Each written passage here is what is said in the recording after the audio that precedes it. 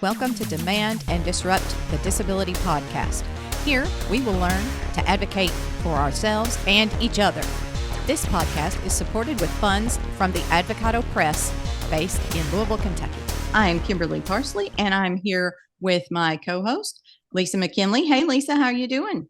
Hey, good. How are you? I'm doing very well. So tell me, Lisa, if this has ever happened to you. You're going to sit down to do something very important. Let's say you're going into an important meeting, or you're going into church, or I don't know, maybe you sit down to record a podcast and your phone rings. And what is it but a scam phone call? Does that ever happen to you? All the time. And lately, those scam phone calls, though, they've been more than petty annoyances, haven't they? They really have. And so we're coming to you today with a warning. Scammers are really targeting persons enrolled in Medicare and Medicaid. So we've got a lot of Medicare and Medicaid phone call scams going on right now. And one reason being it is open enrollment for Medicare. So what scammers are doing, they are calling folks, and oftentimes it will start with a robocall, where you're getting an automated call telling you to press 1 for more information, or press 2 to be removed from the call list. So what happens? You press 1 for more information and you get connected to a live operator.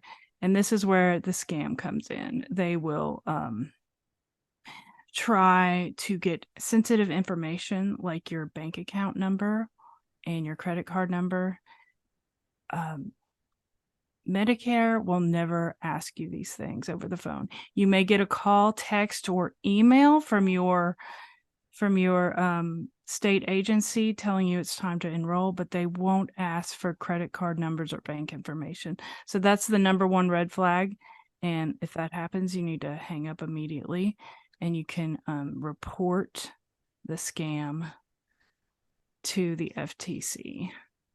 But some of the red flags to look out for are asking you for money, asking you for your credit card, your bank accounts, threatening you, saying if you don't act within this certain time frame, you're going to lose all your benefits.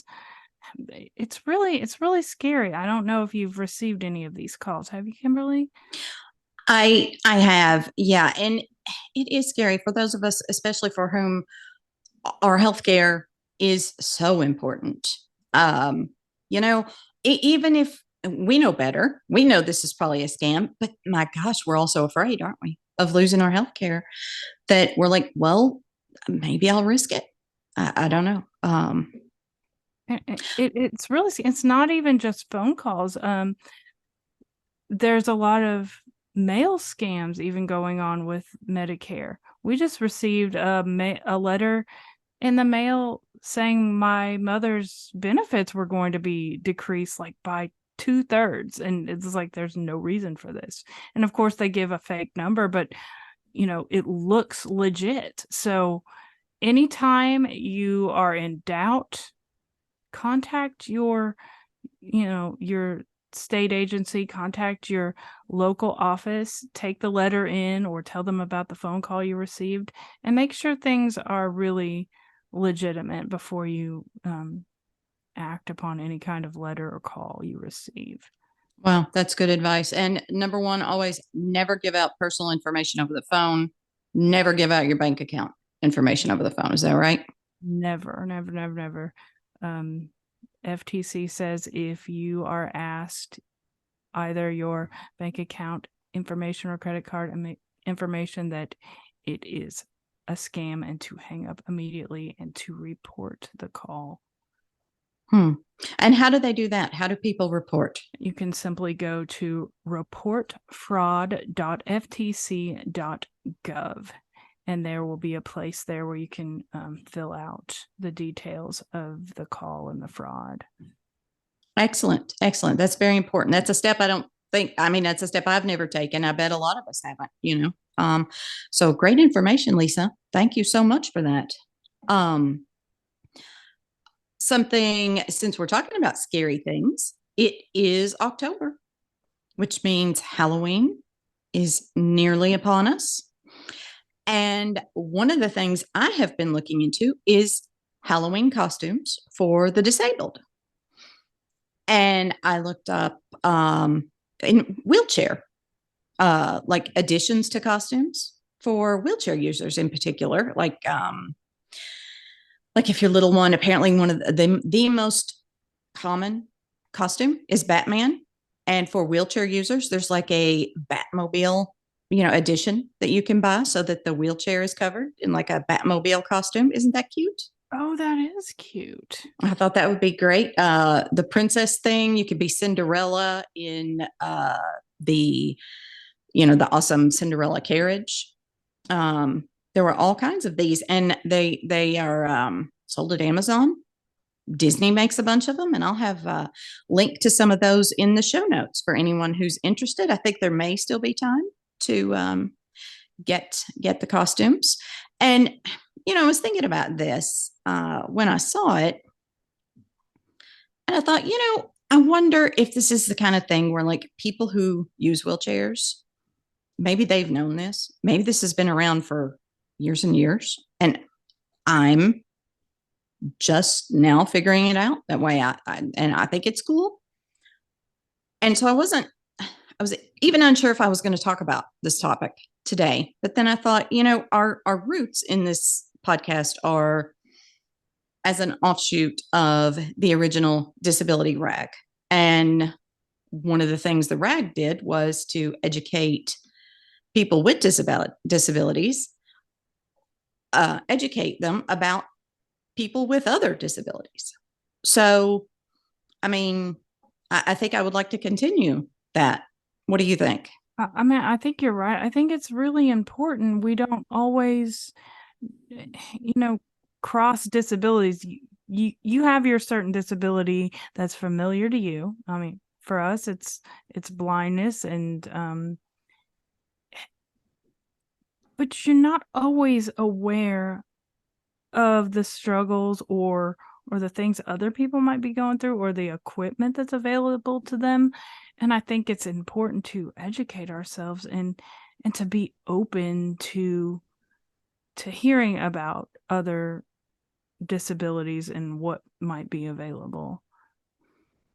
And not to get offended. It's easy when you've been, I don't know about you, but it's really easy, I think, when you've been walking in a certain disability for so long, to kind of expect that everybody knows exactly what you deal with on a daily basis, and to get offended.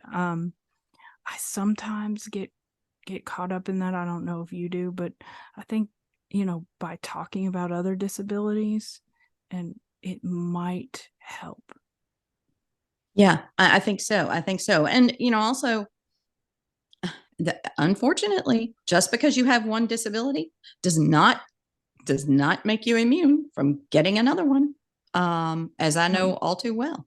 So I just think we can't ever stop educating ourselves and then sharing information, because sharing, let's share stuff with each other. Let's share information. And since we're sharing, so I got to tell you, there's something else, because I went down an internet rabbit hole, like you do. And I also found out a great thing, sort of dealing with costumes, sort of not. But Victoria's Secret is now they have a line of clothing for people with disabilities, a line of bras and panties. Isn't that exciting? That really is. But tell me about them. Like, how does that work? Well, the thing that I found exciting was that they have magnetic closures. So, there's like the hooks for bras and things that you can't do one-handed. You just can't, I promise. The magnetic closure, that seems more doable, So, I mean, that can like revolutionize certain people's lives. I mean, really, like, I mean, even for us that are getting a little older, I mean, I've pulled a muscle just trying to reach back there and clasp the little hooks. So, and I'm not the only one. I've heard lots of women, apparently you get 40 and things just aren't as flexible anymore. So there you go. There uses and purposes. I know, right? None of us are getting younger. So I'm very excited about this. Wanted to share that information with everyone. Do with it what you will. That's what I say. Do with it what you will. So who are we interviewing today, Kimberly? Well, today I had the pleasure of interviewing Steve Moore. Steve does our transcriptions for us. He's so kind to do those for us. Steve is a wheelchair user, and he's also going to talk to us about the personal care attendant program and the changes that program has seen over the last year, the pros, the cons, and just tell us some about that. So I'm really, really positive, really wonderful person. So I was thrilled to get to talk to Steve. Oh, how exciting that we get to hear from Steve and he gets to transcribe us talking about bras and panties. So I know. Oh, you're right. Wow. I should maybe apologize to him in advance. So is it really an apology if he has to type it up though? Seems unfair. Anyway, and now time for my interview with Steve Moore. Hello. So today we are joined by Steve Moore. He does our transcriptions for us. So thank you for that and welcome, Steve. Hello, Ms. Kimberly. It's great to be here. Great to see you. So tell me a little about yourself. Well, I'm a quadriplegic from a motor vehicle accident. Been doing this for a while. It happened back in 1984. I quickly realized after rehab and getting physically as far as I could that I wasn't going to be able to do the same old hands-on manual types of labor that I used to do. So, and I wanted to do something with my life still. So went back to school and I got my bachelor's degree in business, finance major, and worked for Chase Bank for 13 years full time, and till I got to where I couldn't work anymore because of pressure issues and ulcer issues. So had to retire, but I've tried to stay occupied and stay healthy. That's the biggest job I have now. Just turned 60 Thursday of last week. Oh, happy birthday. Oh, yeah. Thank you for the condolences. I appreciate that. But that's about the gist of it. Well, they say the thing about humans is that we're adaptable, right? And yes. So it sounds like you adapted and went on to do things. So that's great that you were able to do that. I was fortunate to realize early on that life goes on, and if I didn't do something with myself, I was never going to be happy. So I just pulled up my big girl panties and went on with it. There you go. So tell me about your experience with personal care attendants, because I assume that's a big part of your life. Yes, it is. Being a quad, of course, quads vary. All of our disabilities vary so widely. I'm totally dependent on all of my ADLs, so it's vital for my well-being and function. And early on, of course, being so long ago, and of course being a new challenge, it was really difficult. The resources weren't available then that are now. Not that it's a piece of cake now, but nothing used to be available, and I ended up going to, whenever I started into school, I was living back with my parents here in Louisville, and it was really so difficult to not only to get care, but to even get transportation to and from school. So I had found out about Voc Rehab Center down in eastern Kentucky, southeastern Kentucky, Paintsville, Carl D. Perkins. So I went and toured that and decided to stay there. And I was the first person there that they started the program of taking students to, or transporting students back and forth to and from Prestonsburg to the community college for classes. And so I lived there. I lived there for about 3.5 years and on the medical unit, and got all of my physical and occupational therapy, and earned all of my credits that I could that would transfer back to Louisville. And then at the time that I got all that done and had to move back to Louisville, I had been on the personal care attendant program waiting list for, I don't recall the length of time, but it came open for me soon after I got back to Louisville, moved back to Louisville, and I was able to utilize that to start getting care. And before that, because it was in college, Voc Rehab helped me cover home health. So it worked out that way. And with, especially with the personal care attendant program, I was able to hire and schedule my help, my caregivers, and keep a good class attendance and so on and so forth, and finish college, and then set out on my job search. Now, recently there have been some changes to the personal care attendant program. Can you tell us a little about that? Yeah, I can probably give you an overview. The program itself had always been coordinated and administrated by the Center for Accessible Living offices. Now, I don't know exactly, the nuts and bolts exactly, but someone at each of the offices had their areas and their scope of responsibility, for administering the program. And then bi-weekly, like, consumers will turn in their paperwork for their caregivers, and then those offices would process it and tell Frankfurt, basically, finance in Frankfurt, what to pay who, and those funds would come to the consumer, and then go from the consumer to the caregivers. The state decided that if they could take it in-house within the Department of Aging and Independent Living in Frankfurt and do it from there, centralize it, that they could save a lot of money doing it and thereby provide consumers with more funding to hire caregivers. So that's what they did. It transitioned over at, what was it, the end of the year, or the end of the year 2022. And for me, it's been fairly smooth.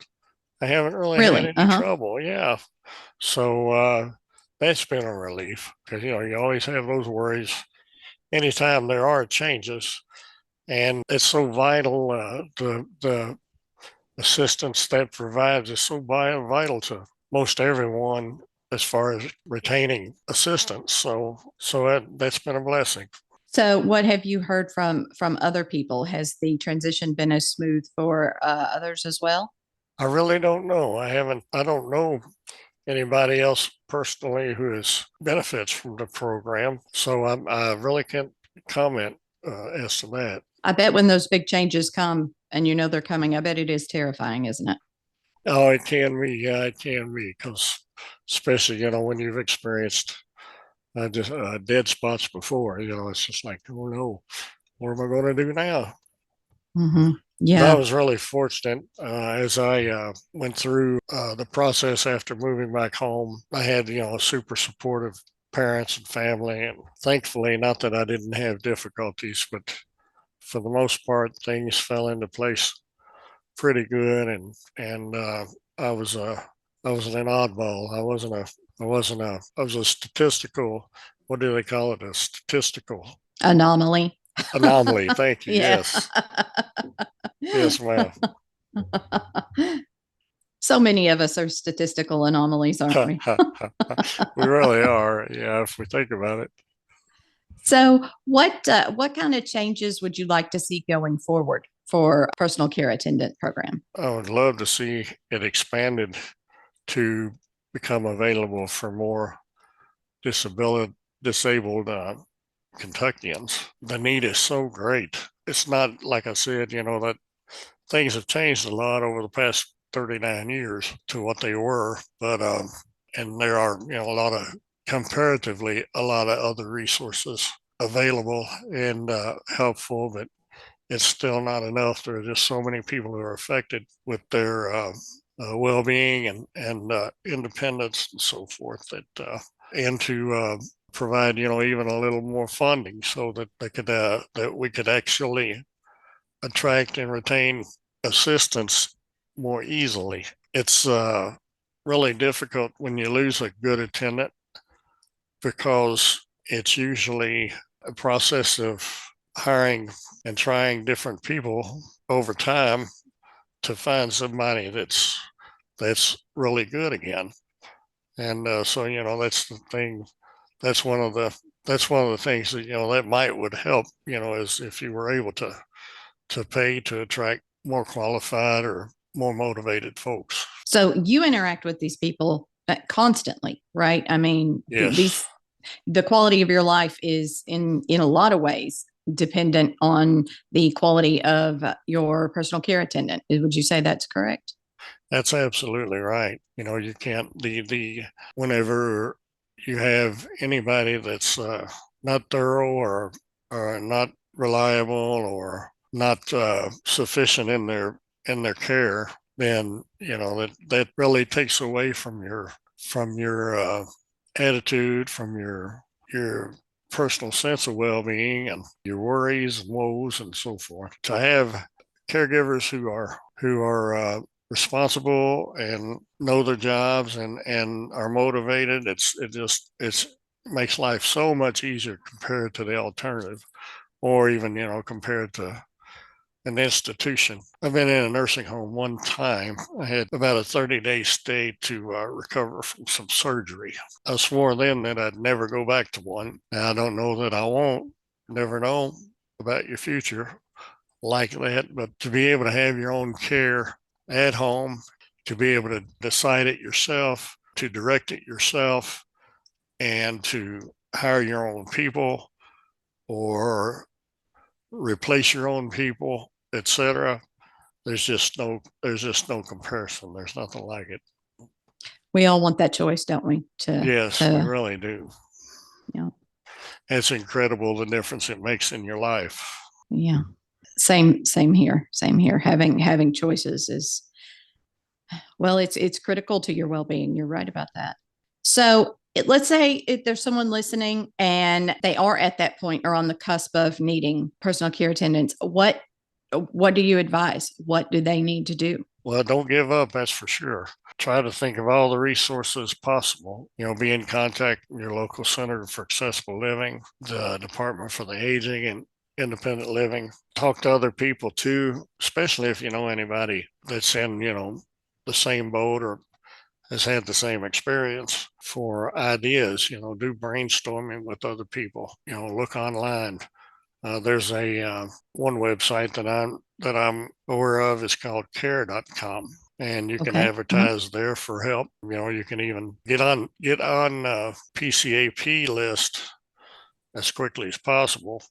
If you're already on that list, you can use those funds to pay somebody, that you hired through care.com or, general help wanted ads. How long is that waiting list? Ads are difficult, but expensive, right. But I don't even know what they run now. Fortunately, I haven't had to look for anyone for quite a while. How long is the waiting list right now? Do you know? That I don't know. I'm not familiar. I know it's too long. Yes, yeah, absolutely. Yeah, the brainstorming with others, I think is an excellent idea of coming up with solutions and alternatives. There's just simply nothing that compares to having someone who's well compensated to help you out for those kinds of things, though, is there? No, of course, you don't want somebody to be just totally motivated by money, but, right. but it does help with the recruitment and retention of someone. A lot of us, we don't need somebody around the clock or for multiple hour stretches, like half a day or 6 or 8 hours a day. So sometimes it's really difficult to get somebody that can just come for 2 or 3 hours, for your morning care or your night care, etc. So, being able to pay more is more attractive too for somebody that, looks at the hours and says, "Oh gosh, I need to earn more than that." All right. Well, what else? What else have I missed that you think is important for our listeners to know? Just know that your efforts will pay off. Sometimes you may have to do repeated hirings, and that involves interviewing folks, and talking to folks on the phone, and screening them.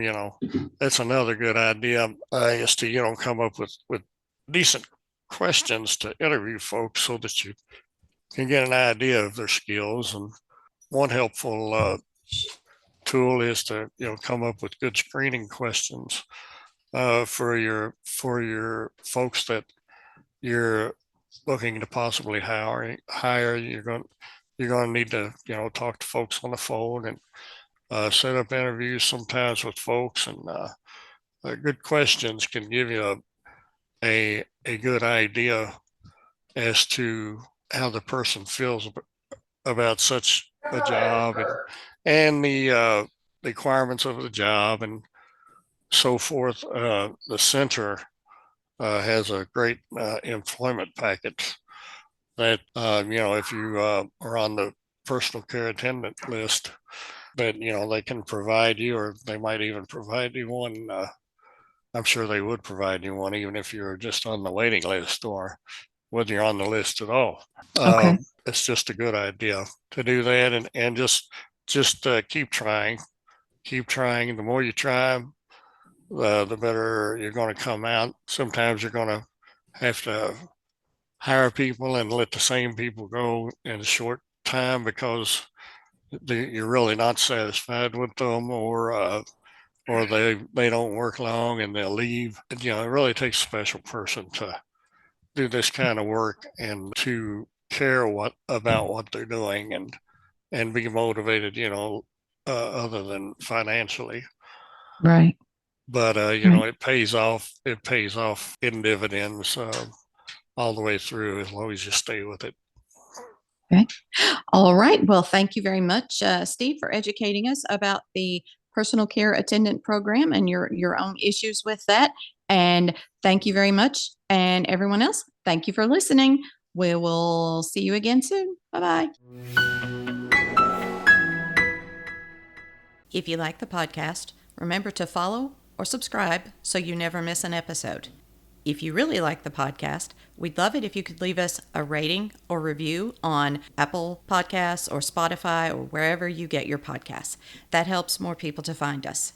If you really, really like the podcast, then please tell someone about it, either in person or send them an email or just share the link on social media. Thank you all. Every bit helps, and it makes a huge difference for us.